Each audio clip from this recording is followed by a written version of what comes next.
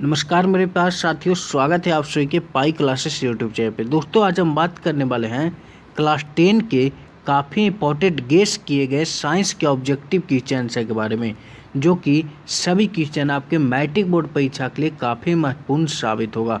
तो अगर आप मैट्रिक बोर्ड परीक्षा देने वाले हैं तो इस वीडियो को बिना स्किप किए हुए एक बार शुरू से अंत तक जरूर देखिएगा, क्योंकि इस वीडियो में हम साइंस का क्रैश कोर्स जो स्टार्ट किया गया है उसी का साइंस का एक चैप्टर है प्रकाश का परावर्तन और अपवर्तन, जिसको इंग्लिश में रिफ्लेक्शन एंड रिफ्लेक्शन कहा जाता है। रिफ्लेक्शन एंड रिफ्लेक्शन कहा जाता है। इससे जो भी गेस किया जाता है, यानी जो वीवीआई क्वेश्चन है ऑब्जेक्टिव का, वो सभी इस वीडियो में डिस्कस करने वाले हैं। ये पार्ट 1 है, लाइट चैप्टर का ऑब्जेक्टिव का पार्ट 1 है। इसके बाद पार्ट 2 लाया जाएगा। इसका पीडीएफ की बात किया जाए तो पीडीएफ आपको क्रैश कोर्स स्टार्ट किया गया है, तो इसका पीडीएफ आप लोग को टेलीग्राम ग्रुप में, जो पाई क्लासेस का टेलीग्राम ग्रुप है, उसमें आपको प्रतिदिन फ्री में प्रोवाइड किया जाएगा। तो जो भी student pi classes Telegram group में ज्वाइन नहीं है वो ज्वाइन हो जाइए। आप सर्च कर लीजिएगा पाई क्लासेस, आपको जो लोगो आएगा उस पर क्लिक करके ज्वाइन हो जाएगा। या फिर अगर आपको कोई दिक्कत या परेशानी हो, या सभी का लिंक आपको डिस्क्रिप्शन में मिल जाएगा। पाई क्लासेस टेलीग्राम ग्रुप का लिंक मिल जाएगा। अगर आप ऐप डाउनलोड नहीं किए तो ऐप पे आप लोग को क्लास 10 के लिए बहुत सारी सुविधा उपलब्ध कराया गया है। यहाँ पे लाइव टेस्ट लिया जा रहा है, 5starstudy.com पे भी लाइव टेस्ट लिया जा रहा है। तो आप सभी एक बार विजिट जरूर करें। अगर आपको कोई दिक्कत या परेशानी हो तो ये दोनों नंबर में से किसी पे भी संपर्क कर सकते हैं। चलिए बात करते हैं वीडियो की ओर। वीडियो में जो सबसे पहला आज का जो क्लास है, सबसे पहला क्वेश्चन आज का है, करा समतल दर्पण की फोकस दूरी होती है। काफ़ी इंपॉर्टेंट क्वेश्चन है, गेस किया गया प्रश्न। इसे आप सभी वीवीआई लगाइएगा। इसका पीडीएफ आपको टेलीग्राम में प्रोवाइड कर देंगे। समतल दर्पण की फोकस दूरी कितनी होती है? आपके पास 4 ऑप्शन रहेंगे। ऑप्शन ए में अनंत, ऑप्शन बी में 0, ऑप्शन सी में 100 सेंटीमीटर, ऑप्शन डी में 50 सेंटीमीटर। तो आप याद रखिएगा, समतल दर्पण की जो फोकस दूरी होती है वह अनंत होती है। किसका? तो समतल दर्पण की फोकस दूरी अनंत होती है। ऑप्शन नंबर ए इसका राइट आंसर होगा, याद रखिएगा। पहले भी ये क्वेश्चन हम करवाए हैं, लेकिन इसमें लाने का जो रीज़न है, इसमें लाने का ये क्वेश्चन जो लाए हैं, इसका रीज़न है गेस किया गया है और सभी को एकत्रित कर रहे हैं। यानी जो भी गेस किया गया है क्वेश्चन, मानते हैं आप पढ़े हैं, लेकिन सभी को हम एक पीडीएफ के साथ आपको प्रोवाइड करेंगे। ठीक है, तो इसको पीडीएफ आपको टेलीग्राम में ही सेंड किया जाएगा। टेलीग्राम आप ज्वाइन नहीं किए हैं तो बहुत बार मिस्टेक करें, टेलीग्राम आप ज्वाइन करें। तो दोस्तों आज का दूसरा क्वेश्चन जो है वह कह रहा है, उत्तल लेंस के सामने वस्तु कहाँ रखने पर प्रतिबिंब वस्तु के बराबर आकार का बनेगा। यानी उत्तल लेंस में वस्तु को कहाँ रखेंगे कि वस्तु का जो प्रतिबिंब होगा वह सेम साइज का बनेगा, यानी वस्तु के आकार के बराबर बनेगा। ऑप्शन ए में 2F पे, ऑप्शन बी में F पे, ऑप्शन सी में प्रकाशीय केंद्र पे, ऑप्शन डी में 2F एंड F के बीच। तो आप याद रखिएगा, इसका आंसर जो हो जाएगा 2F पे, यानी इसका आंसर ऑप्शन नंबर ए हो जाएगा। 2F पे अगर आप उत्तल लेंस में वस्तु को रखते हैं तो उसका जो प्रतिबिंब बनेगा वो वस्तु के आकार के बराबर बनेगा। कैसा बनेगा? तो वस्तु के आकार के बराबर बनेगा। ऑप्शन नंबर ए इसे याद रखिएगा। काफ़ी इंपॉर्टेंट क्वेश्चन है, सभी गेस किए गए प्रश्न है। तीसरा क्वेश्चन आपके पूछे जाते हैं मैट्रिक बोर्ड परीक्षा में, हमेशा आपको देखने के लिए मिलेगा, लेंस की शक्ति का इकाई क्या होती है। पूछे गए प्रश्न ये मैट्रिक बोर्ड परीक्षा द्वारा कि लेंस की शक्ति जो होती है, यानी इसका जो पावर होता है उसका इकाई क्या होता है, यानी उसका एसआई यूनिट क्या होता है। ऑप्शन ए में डायऑप्टर, ऑप्शन बी में मीटर, ऑप्शन सी में सेंटीमीटर, सेंटीमीटर यहाँ पे होगा, सेंटीमीटर लिखा है। ऑप्शन डी में दिया है किलोमीटर। तो आप याद रखिएगा, लेंस की शक्ति की जो इकाई होती है, यानी उसका जो एसआई मात्रक होता है वो डायऑप्टर होता है। क्या होता है? डायऑप्टर होता है। इसको हम लोग कैपिटल डी से डिनोट करते हैं। किससे? तो कैपिटल डी से डिनोट करते हैं। ऐसा नहीं कि डी लिख दिए तो डी ऑप्शन होगा। कैपिटल डी से डायऑप्टर को हम लोग डिनोट करते हैं कैपिटल डी से। ये आपको पूछा गया प्रश्न है ये भी कि डी, अब क्वेश्चन रहेगा, क्वेश्चन में आपके ऑप्शन के साथ डी लिखा हुआ रहेगा, तो डी मैंने समझिएगा इसमें कि डायऑप्टर कह रहा है। ठीक है, +2 डायऑप्टर, +3 डायऑप्टर, +20 डायऑप्टर, ऐसे करके क्वेश्चन रहता है। -20 डायऑप्टर, तो समझना है कि उस शक्ति की एसआई यूनिट दी गई है। चलिए अगले प्रश्न की ओर चलते हैं। सभी काफ़ी गेस किए गए, काफ़ी इंपॉर्टेंट क्वेश्चन है, एक तरह से मैट्रिक के लिए रामबाण साबित होगा दोस्तों। अगला जो प्रश्न आज का वह है, किस लेंस को अभिसारी लेंस भी कहते हैं? किस लेंस को अभिसारी लेंस भी कहा जाता है? आप लोग को याद नहीं होगा कि उत्तल लेंस को अभिसारी लेंस कहा जाता है और अवतल लेंस को अपसारित लेंस कहा जाता है। ये दोनों आपको याद होना चाहिए क्योंकि दोनों पूछा गया प्रश्न है। इसका आंसर जो हो जाएगा ऑप्शन नंबर ए होगा। इसमें जो भी क्वेश्चन लाया गया है आपको बता दें कि जो एनसीईआरटी बुक है, एनसीईआरटी आपके जो बुक है उससे एवं भारतीय भवन से लाया गया सभी मिक्स क्वेश्चन है, यानी दोनों बुक से आपको बनाया गया है। एक भारतीय भवन का बुक आता है उससे बनाया गया है, दोनों से मिक्स करके जो मेन वीवीआई गेस क्वेश्चन है उसको निकाल के आपके सामने लाया गया है।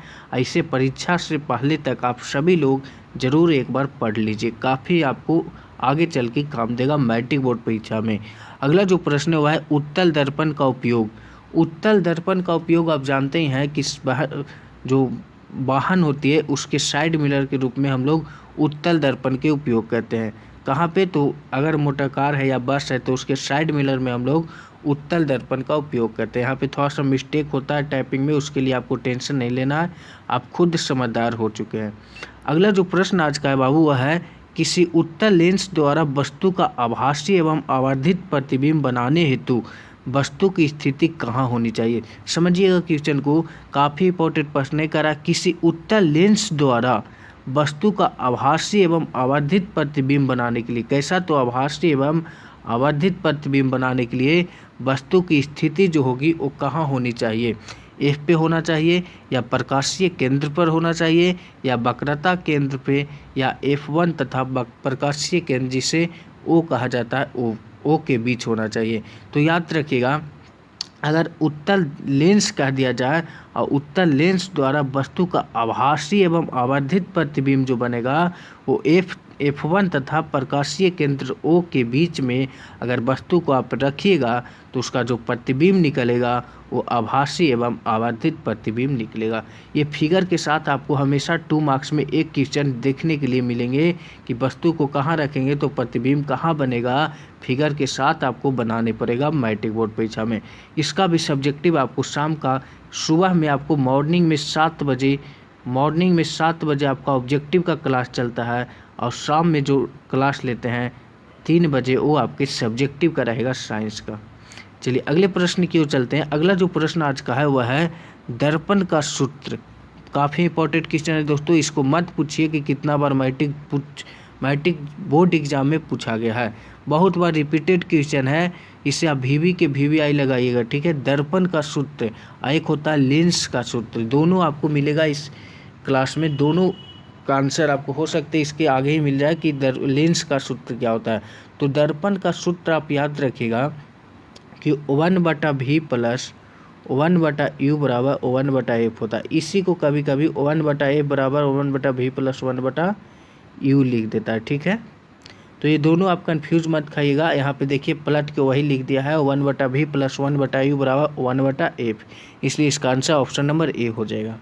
चलिए अगले प्रश्न की ओर चलते हैं। देखिए अगला जो प्रश्न मिल ही गया कि लेंस की सूत्र क्या होता है। लेंस की सूत्र क्या होता है काफ़ी इंपॉर्टेंट है, और दर्पण की सूत्र, दोनों आपको याद रखना है, कोई ना कोई आपको मैट्रिक बोर्ड परीक्षा में आ ही जाता है। इसे आप वीवीआई लगाइएगा, इसे याद रखिएगा। तो लेंस की सूत्र बात किया जाए तो इसमें बाबू 1/v माइनस 1/u होता है, बराबर में 1/f होता है। अगर लेंस पूछ दिया जाए तो माइनस लगा देंगे, अगर दर्पण पूछ दिया जाए तो प्लस लगा देंगे। उम्मीद करता हूँ आप लोग याद कर लीजिएगा। चलिए अगले प्रश्न की ओर चलते हैं। आज का अगला जो प्रश्न है काफ़ी इंपॉर्टेंट है, ये भी काफ़ी इंपॉर्टेंट क्वेश्चन है। करा सरल सूक्ष्मदर्शी में किस प्रकार का लेंस कार्य करता है। काफ़ी इंपॉर्टेंट क्वेश्चन है, हाईलाइटेड क्वेश्चन है, हमेशा पूछा जाता है, ठीक है। तो याद रखिएगा सरल सूक्ष्मदर्शी में जो लेंस होता है वो किस प्रकार का होता है। ऑप्शन ए में है आपके सामने अवतल लेंस, ऑप्शन बी में है उभयोत्तल लेंस, ऑप्शन सी में है उत्तल लेंस, ऑप्शन डी में है बेलनाकार लेंस। तो आप याद रखिएगा सरल सूक्ष्मदर्शी जो होता है उसमें उत्तल लेंस का उपयोग किया जाता है। कैसा? तो उत्तल लेंस का उपयोग किया जाता है। उत्तल लेंस उपयोग क्यों किया जाता है तो समझिएगा, उत्तल लेंस उपयोग करने का रीज़न है इसके आसपास जो वस्तु है उसको 20 गुना, कितना, तो 20 गुना आवर्धित करने के लिए, 20 गुना आवर्धित करने के लिए उत्तल लेंस का प्रयोग किया जाता है सरल सूक्ष्मदर्शी में। समझिएगा, सरल सूक्ष्मदर्शी में ये भी पूछता है, ऐसा नहीं कि हम बकबका दिए, इतना झूठों के बक दिए। ये भी आप याद रखिएगा सभी लोग कि सरल सूक्ष्मदर्शी में लेंस जो होता है वो उत्तल लेंस होता है, लेकिन ये क्यों यूज किया जाता है, तो आसपास का जो वस्तु होता है उसको 20 गुना, कितना, तो 20 गुना आवर्धित करने के लिए सरल सूक्ष्मदर्शी में हमेशा उत्तल लेंस का उपयोग किया जाता है। याद रखिएगा, इसका रीजन आपको 2 मार्क्स में घुमा के पूछ सकता है, ठीक है, इसलिए हम एक्स्ट्रा थोड़ा सा पॉइंट बता देते हैं, जो पॉइंट आता है उससे। चलिए अगले प्रश्न की ओर चलते हैं। अगला जो प्रश्न आज का है वह है 2 मीटर फोकस शांतर वाले उत्तल लेंस का क्षमता। देखिए क्वेश्चन थोड़ा सा मिस्टेक होता है लिखने में, फोकसांतर होगा। 2 मीटर फोकसांतर वाले उत्तल लेंस की क्षमता जो होती है कितना होगा, तो इसका फार्मूला हम बताए भी थे आप लोग को कि P बराबर 1/f होता है।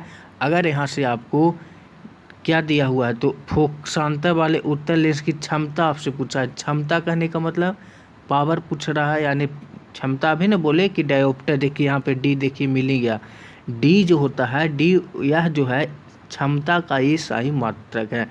अभी हम बताएं इसी क्लास में कि क्षमता का ऐसा मतलब डायोप्टर होता है जो कि डी से डिनोट किया जाता है। तो यहाँ पे डी का कहने का मतलब कि हम लोग को क्षमता पूछ रहा है, तो P बराबर डायरेक्ट हम लोग 1/2 लिखेंगे।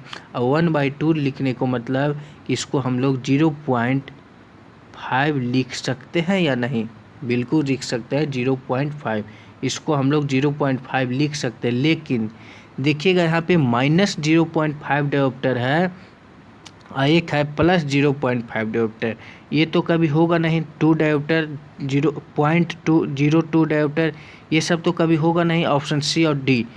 बात आ गया ऑप्शन ए एंड बी में। तो यहाँ पे देखिएगा क्वेश्चन में वहाँ पे उत्तल लेंस अगर आपको कह दिया जाए, क्या अगर उत्तल लेंस कह दिया तो हम लोग प्लस वाले को लेंगे, यानी उत्तल लेंस कहने का मतलब है उसका प्रकृति जो है वह पॉजिटिव होगा, यानी धनात्मक शो कर रहा है। अगर आपको क्वेश्चन में अवतल लेंस कह देता तो हम लोग माइनस वाले को चूज करते, लेकिन ऑप्शन नंबर यहाँ पे बी हो जाएगा, क्योंकि क्वेश्चन में उत्तल लेंस कहा है, यानी +0.5 डायोप्टर हो जाएगा। ऑप्शन नंबर बी से याद रखिएगा। उम्मीद करता हूँ आप समझ गए होंगे। अगर आपको कोई दिक्कत या परेशानी हो, बेहिचक आप डायरेक्ट व्हाट्सअप कर सकते हैं या फिर डायरेक्ट आप कमेंट कीजिए। तो कमेंट में रिप्लाई देने में लेट होता है, लेकिन हो सके जितना हम सभी का कमेंट देखते हैं सभी का रिप्लाई देते हैं। तो बेहिचक आप कमेंट सेक्शन में कमेंट करें कोई भी दिक्कत हो तो।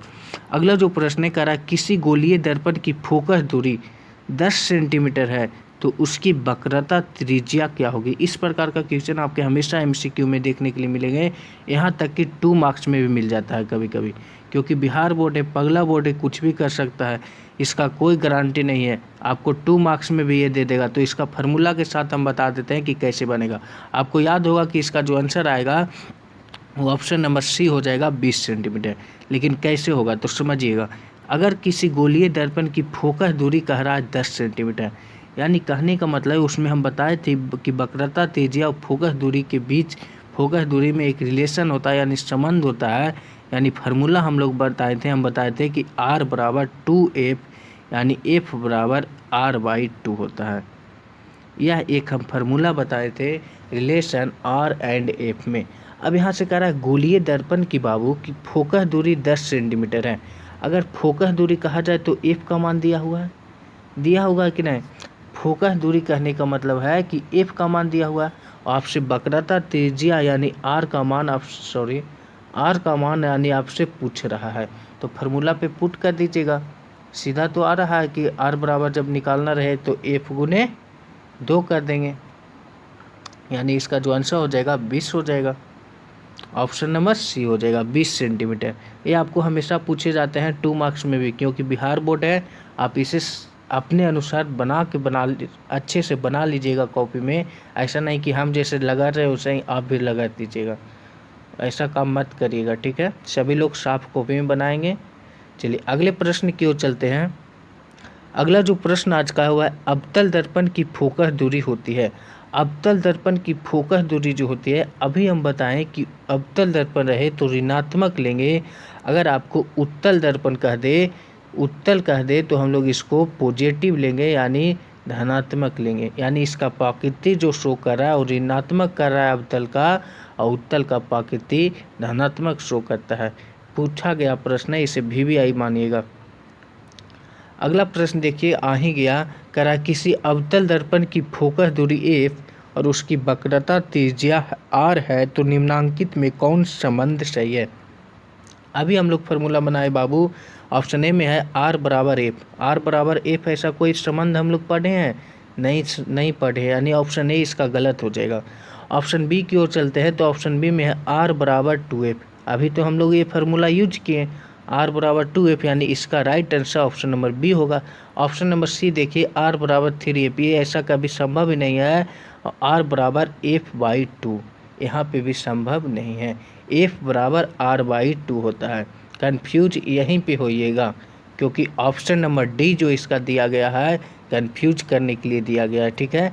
तो आप हड़बड़ा के मारिएगा तो ऑप्शन डी चूज कर लीजिएगा, लेकिन समझ के मारिएगा, इसका आंसर हो जाएगा ऑप्शन नंबर बी। चलिए अगले प्रश्न की ओर चलते हैं।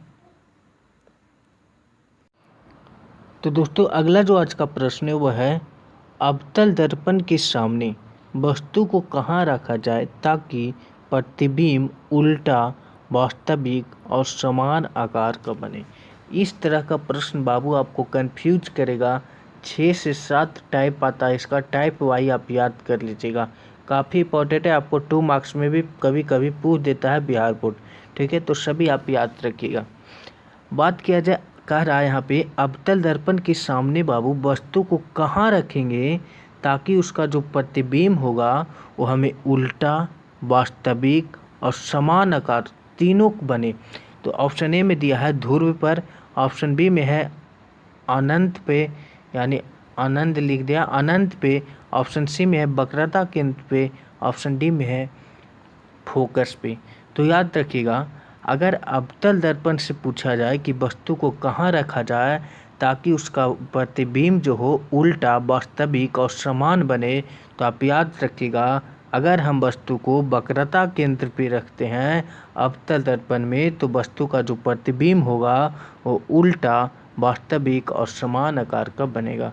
यानी इसका आंसर ऑप्शन नंबर सी याद रखिएगा। चलिए अगले प्रश्न की ओर चलते हैं। इसका जो भी टाइप है ना, 6 टाइप आपको 7 आप भेज देंगे ग्रुप में, ठीक है, याद कर लीजिएगा।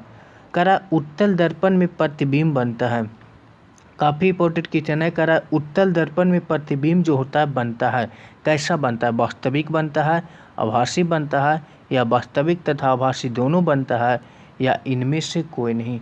तो याद रखिएगा, उत्तल दर्पण में बाबू प्रतिबिंब जो होता है वह आभासी बनता है, ऐसा नहीं कि आभासी ही बनता है।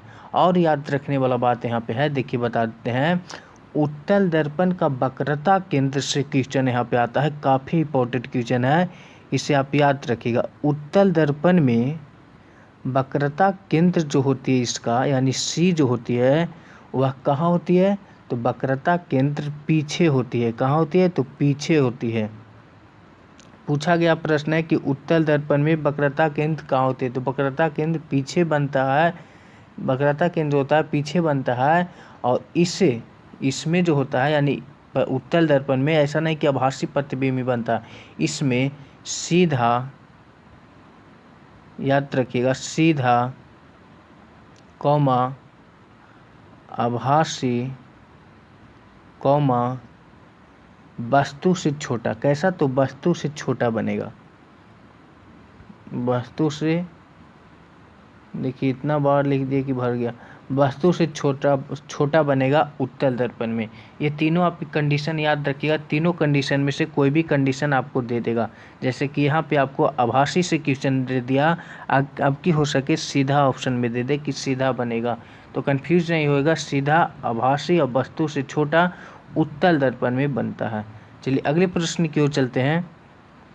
रटिएगा नहीं, समझिएगा। जो हम बता रहे हैं इतना सिंपल बता रहे हैं, इतना सीधा लैंग्वेज आपके लैंग्वेज में बता रहे हैं, इतना आसान गते गते बता रहे हैं, फिर भी आप लोग उतना स्पीड तो करवा नहीं क्रैश कोर्स नियन। अगला जो प्रश्न है वह है अवतल दर्पण में प्रतिबिंब जो होता है किस प्रकार की बनती है। काफ़ी इंपॉर्टेंट ये भी क्वेश्चन है, गेस किया गया प्रश्न है। कह रहा है अवतल दर्पण में प्रतिबिंब जो होता है वो किस प्रकार की बनती है। अभी तो था कि उत्तल दर्पण, अब पूछ दिया कि अवतल दर्पण में प्रतिबिंब जो होता है किस प्रकार का बनता है। इसका आंसर ऑप्शन ए में है केवल वास्तविक, ऑप्शन बी में है केवल काल्पनिक, ऑप्शन सी में है वास्तविक एवं काल्पनिक, ऑप्शन डी में है केवल सीधा। सभी लोग इसका आंसर कमेंट सेक्शन में बताएंगे कि इसका आंसर क्या होगा। सही आंसर सभी लोग जिनको याद है कमेंट सेक्शन में बताएंगे, जिनको याद नहीं है वो बोलेंगे मुझे याद नहीं है, उनको रिप्लाई किया जाएगा। सभी लोग बताएंगे इसका कमेंट सेक्शन में आंसर कि अवतल दर्पण में प्रतिबिंब जो होता है वो किस प्रकार की बनती है। हम उत्तल दर्पण की अभी बात की इसके पहले वाला प्रश्न में, अब अवतल दर्पण की बारी आए तो आप लोग कमेंट सेक्शन में बताइएगा।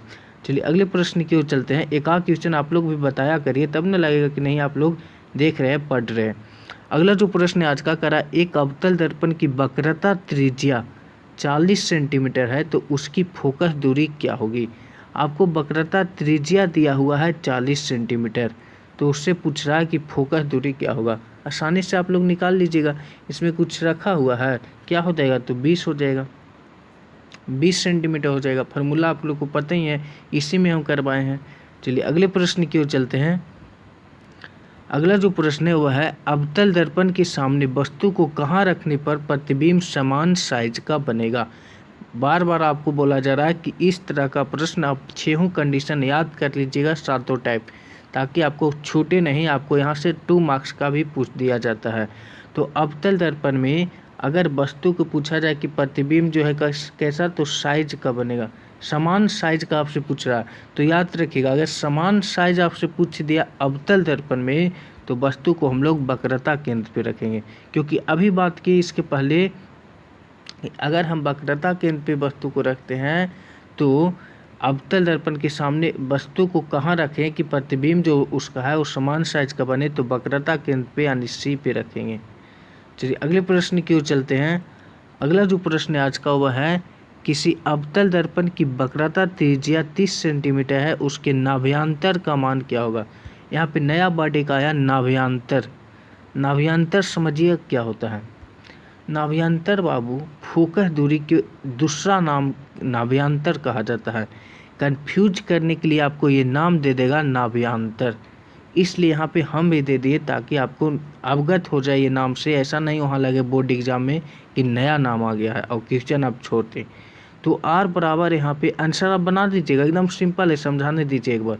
आर बराबर इसका 30 सेंटीमीटर दिया है बाबू, और कह रहा है अवतल दर्पण है उसका नाभ्यांतर। नाभ्यांतर कहने का मतलब अभी हम बोले कि फोकस दूरी बोले, ठीक। एफ बराबर एफ और आर में संबंध आपको हम अभी न बताएं, इसका आंसर क्या हो जाएगा, तो ऑप्शन नंबर सी हो जाएगा 15 सेंटीमीटर। एफ और आर में अभी संबंध बताएं। चलिए अगले प्रश्न की ओर चलते हैं। अगला जो प्रश्न आज का है वह है अगर आपको कोई दिक्कत हो समझने में, तो कोई भी परेशानी हो तो कमेंट सेक्शन में बेहिचक आप पूछ सकते हैं। करा जब प्रिज्म में किसी प्रकाश की किरण का अपवर्तन होता है तो आपतित किरण एवं निर्गत किरण के बीच बने कोण क्या कहते हैं। ये भी क्वेश्चन आपको 2 मार्क्स में पूछे जाते हैं, लेकिन यहाँ पे ऑब्जेक्टिव में बना के दे दिया गया है ताकि आपको क्लियर हो जाए, ऑब्जेक्टिव भी और 2 मार्क्स में क्लियर हो जाए। तो समझिएगा, कहेगा डायरेक्ट इसका आंसर जो हो जाएगा 20 नंबर क्वेश्चन का आंसर जो होगा वो हो जाएगा विचलन कोण। लेकिन आपको डायरेक्ट पूछेगा 2 नंबर में कैसे, जो समझिएगा कि विचलन कोण किसे कहते हैं, या फिर विचलन कोण से आप क्या समझते हैं। अब क्या समझते हैं आप लिखिए, डायरेक्ट आपको 2 मार्क्स में पूछेगा। अगर एमसीक्यू में पूछ दिया तो ऐसा पूछेगा, एमसीक्यू में भी पूछता है, ऐसा नहीं कि हम बना के दिए हैं, एमसीक्यू में भी पूछता है बाबू। कहेगा जब प्रिज्म में से किसी प्रकाश की किरण का अपवर्तन होता है तो आपतित किरण एवं निर्गत किरण के जो बीच में जो कोण बनता है, ठिट्टा बनता है, उसको हम लोग क्या कहते हैं, तो उसको हम लोग विचलन कोण के नाम से जानते हैं। ऑप्शन नंबर ए इसका राइट आंसर होगा। चलिए अगले प्रश्न की ओर चलते हैं। 2 मार्क्स में आपको यहाँ से पूछे जाते हैं। अगला जो प्रश्न है काफ़ी इंपॉर्टेंट क्वेश्चन है, इससे आप याद रखिएगा। करा निम्नलिखित में जल का अपवर्तनांक, आप लोग को याद होगा ऑप्शन ए में 1.33, ऑप्शन बी में 1.30, ऑप्शन सी में 2.33, ऑप्शन डी में 1.73। तो आप लोग को याद है, उम्मीद करता हूँ कि 1.33 याद करवाए हैं कि जल का अपवर्तनांक जो होता है वह 1.33 होता है। चलिए अगले प्रश्न की ओर चलते हैं। अगला जो प्रश्न आज का है वह है 22वां क्वेश्चन आ गए हैं। करा क्रांति कोण के लिए अपवर्तन कोण का मान कितना होगा। क्रांति कोण के लिए आपसे पूछ रहा है बाबू कि क्रांति कोण के लिए उसका अपवर्तन कोण का जो मान होगा वो कितना डिग्री होगा। ऑप्शन ए में 60 डिग्री, ऑप्शन बी में 30 डिग्री, ऑप्शन सी में 90 डिग्री, ऑप्शन डी में है 180 डिग्री। काफ़ी इंपॉर्टेंट क्वेश्चन है, पूछा गया प्रश्न है। यहाँ से आपको पॉलिटेक्निक या फिर एंट्रेंस एग्जाम में भी क्वेश्चन आते हैं कि क्रांति कोण के लिए अपवर्तन कोण का मान कितना होता है। तो आपको याद होना चाहिए कि 90 डिग्री होता है। कितना होता है? तो 90 डिग्री होता है। ऑप्शन नंबर सी इसका राइट आंसर हो जाएगा। कैसे होगा थोड़ा सा समझ लीजिए इसके बारे में बाबू। विरल माध्यम में जो बने, विरल माध्यम समझिएगा, एक सघन माध्यम होता है, एक विरल माध्यम। सभी आपको सब्जेक्टिव में पढ़ना है, लेकिन थोड़ा सा इंट्रो आपको दे देते हैं जो फिल्म के पहले जो उसको बोला जाता है, ठीक है। टेलर, टेलर आपको ज़रूरी है बताना ताकि आपको फिल्म जो है पूरा समझ में आए बाद में। विरल माध्यम में अपवर्तन कोण का मान जो बनता है, यानी विरल माध्यम में जो बनता है अपवर्तन कोण का मान, वो कितना बनता है? 90 डिग्री बनता है। तो वही कह रहा है कि क्रांति कोण के लिए अपवर्तन कोण का मान कितना होगा। तो कितना होगा? तो 90 डिग्री होगा। समझिएगा, इसी का दूसरा नाम अगर आपसे पूछ दिया जाए, दूसरा घुमा के पूछ देता क्या कि विरल माध्यम में बने अपवर्तन कोण का मान कितना होता है, आप फंस जाते। अगर ये हम अभी नहीं टेलर देते तो ये क्वेश्चन आप याद करते, ये फंस जाते, ये क्वेश्चन आता। तो इसलिए बता देते हैं ताकि आगे आप नहीं फंसे। तो क्रांति कोण के अपवर्तन कोण का मान 90 डिग्री होता है। इसी का दूसरा नाम, दूसरा रूप से पूछेगा क्वेश्चन, विरल माध्यम में अपवर्तन कोण का मान कितना डिग्री होता है। तो 90 डिग्री इसका भी होता है। चलिए अगले प्रश्न की ओर चलते हैं। काफ़ी इंपॉर्टेंट प्रश्न है अगला, आप सभी लोग जानते होंगे। करा प्रकाश के पीछे लौटने की प्रक्रिया को क्या कहते हैं। ऑप्शन ए में प्रकाश का परावर्तन, ऑप्शन बी में प्रकाश का अपवर्तन, ऑप्शन सी में प्रकाश की सीधी रेखा में गमन, ऑप्शन डी में है प्रकाश की मुड़ना।